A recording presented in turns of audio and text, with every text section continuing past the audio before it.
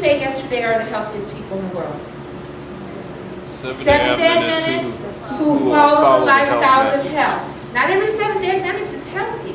Not every Seventh-day Adventist follows the lifestyle of health. Not every vegan, strict vegetarian, strict plant-based diet person. Because just because you're strict plant-based, you can still eat white sugar. You can still drink soda, because that doesn't have animal, that doesn't have dairy, right?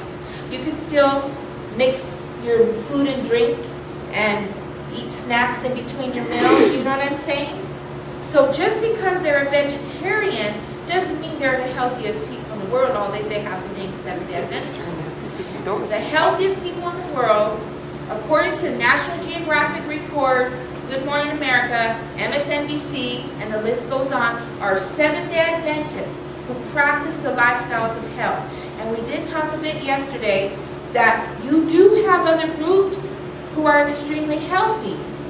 But these groups have been around for thousands of years.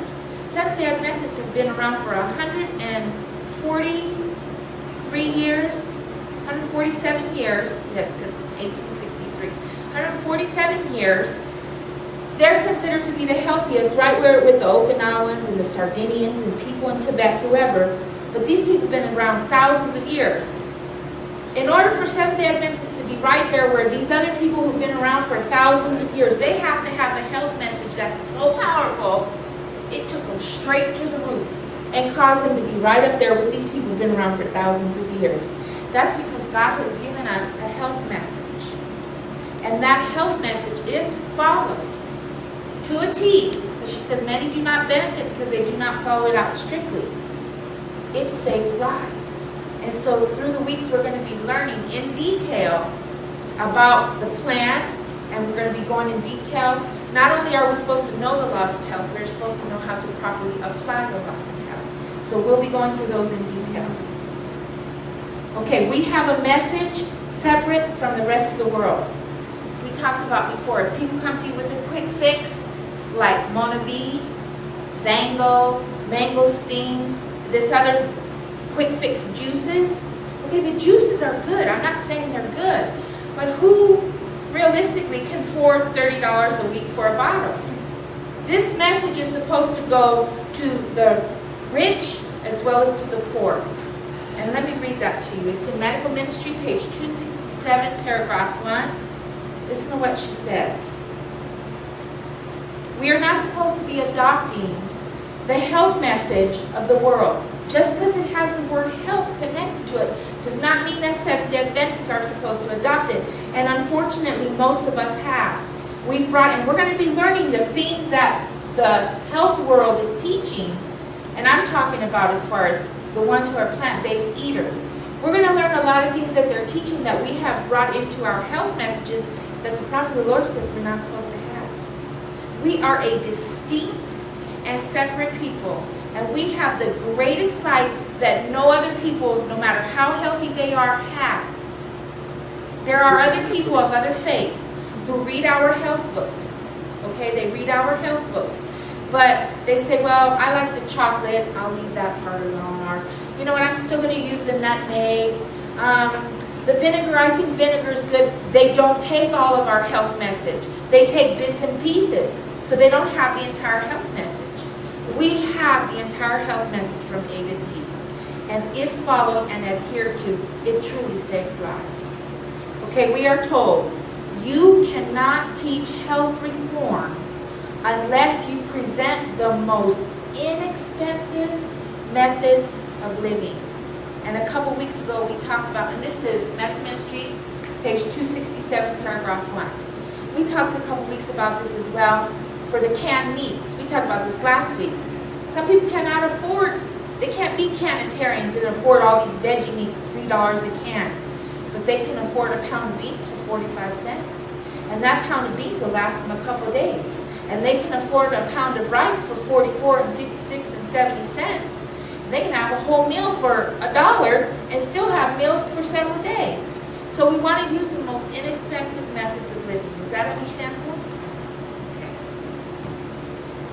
Don't let people fool you saying that they got these special nutrients from the Himalayan mountains. You heard about that? and this fruit came from this island, and this fruit came from that island, making you feel like you have to have it. We are told in counsel we should eat the foods grown in our area. Did you guys know that?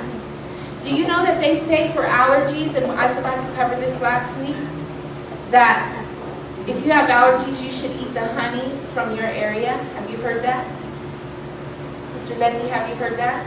When you have allergies, you should eat the honey that's grown in your area. Because you're adapted to what's in that honey. The environment and stuff that's used, your body's adapted to that.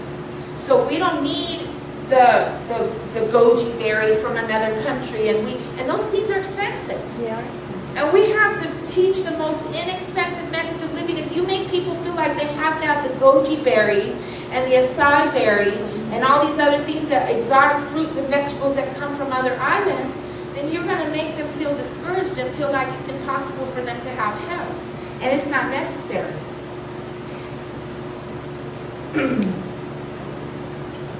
There's another myth being taught that people have to have these elements and nutrients encapsulated and put in a bottle for them because the soil is depleted. You guys heard that? I've talked about this before. We are told in counsel today, it was in her day already, but especially in 2010, that because of the transportation and the factories and the industries and stuff like that, the food business was booming. She said all around the world, it doesn't matter where, the people have the food needed for them to have good health at that time. And it's gotten even better. But some people say you have to have this supplement, you have to have that supplement because the soil is depleted. Well, my first question is, well, where did that come from for that supplement if the soil is so depleted? Now that's where it comes. We do need to have our own gardens. We do need to, because of the way the chemicals and the additives and stuff they're using when the pesticides and stuff, we should grow our own stuff. And if we can't, what did I say we should do? Buy from who? Local farmers. Local farmers. Go to your local farmers market. Okay.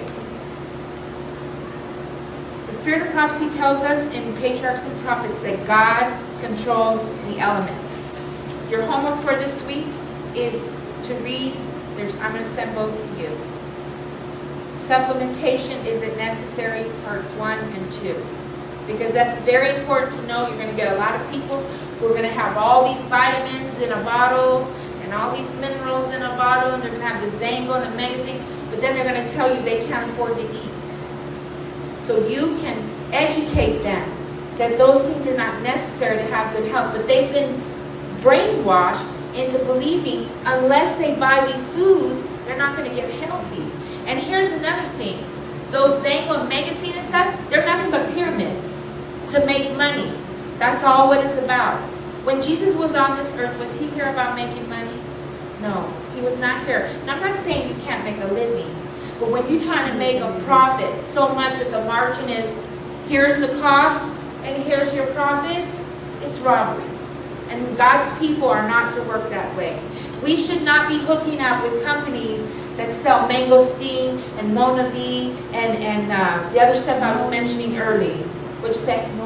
Noni juice and stuff like that. That is not our health message. And God's people should not be adopting it. Now, I'm not talking about your powders, your food powders, okay? Those things are very good. Whole foods that have been dried, ground into a powder and mixed together, like your barleys and your different grasses, those are okay.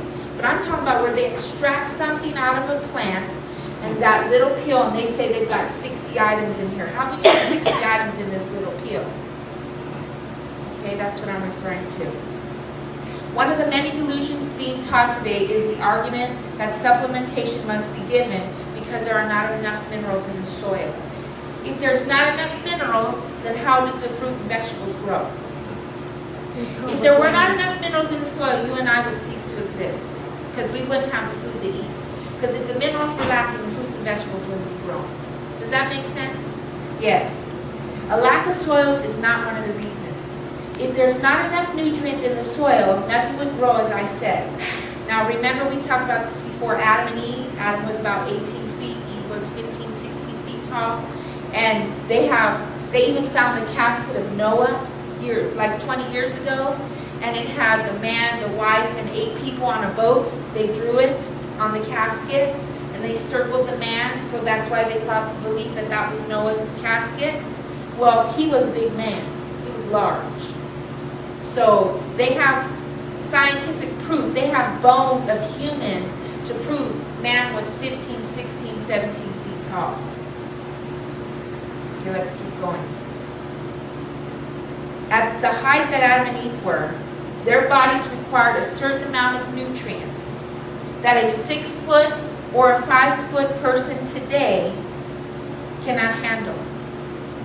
Man has declined in stature since the creation of time. And we're told in the Bible that God cursed the earth for man's sake. All right? Therefore, the nutrients in the earth have declined in direct proportion with the degradation of mankind. The nutrients are still there, otherwise the fruits and vegetables will not grow. But once again, make sure you get the best local. Okay? So we're told in Patriarchs and Prophets, page 115, paragraph 1, His word controls the elements. Is that understandable? Now let's do a little bit of review. What does cholesterol come from? Where do you find cholesterol? Animal products, right? We find it in animal products. What is the highest of all things? Shellfish. That's right. Now, of all the foods that contain cholesterol, which clogs your arteries and causes heart disease and blockage more than anything? That's right. Very good students. Now, we said that cholesterol can be a hero. How many functions did we say cholesterol was responsible for in the body? 200. Very good, 200. God made us in such a way that we don't need any extra. Okay, now, remember I used an analogy, we're going to get to the treatment. Remember I used an analogy last week and the week before about you come into my house and you use my restroom, and when you walk in the bathroom, you see that the sink is on, the faucet's on, and it's plugged in, and there's water all over the floor. What was the first thing we said that we would do? We're going to turn off the faucet. So, step number 1 is turn off the faucet. We're going to be getting into the treatment very soon. Now, in the case of cholesterol, how do you turn off the faucet? Stop eating animal products. You stop anything, you stop eating anything that contains cholesterol, and you stop overeating the good plant fats. Okay? Because I've seen people go to work and take a bag of nuts like this and eat that bag of nuts in one day. That will increase your cholesterol levels. Is that understandable? So turn off the faucet. Now, am I telling everybody to become vegan? No, that's not what we're talking about today. I'm not telling everybody to become plant-based. What are we dealing with? What's today's subject? Today's subject is cholesterol. Now, if you want to get rid of cholesterol, you got to get rid of the culprit. And what's the culprit? Plant. Anything that, not plant, animal. Anything that has a face, a mama, comes from a liver, is that of a liver, has cholesterol.